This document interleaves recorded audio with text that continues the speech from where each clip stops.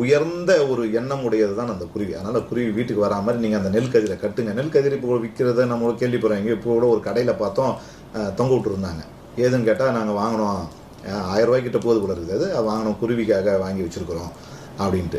அதாவது லாபம் நோக்கோட இல்லை, ஒரு குருவிக்கு ஜீவன் கொடுக்கணும் அப்படிங்கிற ஒரு முறையில் கட்டியிருந்தாங்க. அந்த மாதிரி நீங்களும் நெல் கில்லு கிடச்சிதுன்னா அது அப்படியே கட்டாக தொங்க விடுங்க. கிராமங்களில் இது ரெகுலராக எல்லார் வீட்லையுமே பண்ணிக்கிட்டு இருக்கிற ஒன்று தான், குருவியோடைய அந்த சப்தம் இருக்கணும் அப்படின்றதுனால.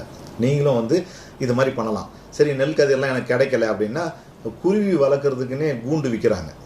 மற்றதெல்லாம் விட்டுடுங்க, நம்ம வளர்க்குறதில்ல வந்து போகணும்னா இந்த குருவி கூண்டுன்னு ஒன்று விற்கிறாங்க. அது எப்படின்னா நிறைய இடத்துல கொடுக்குறாங்க. சில குரூப் என்ன பண்ணால் இலவசமாக கூட கொடுக்குறதா நம்ம முன்ன கேள்விப்பட்டேன்.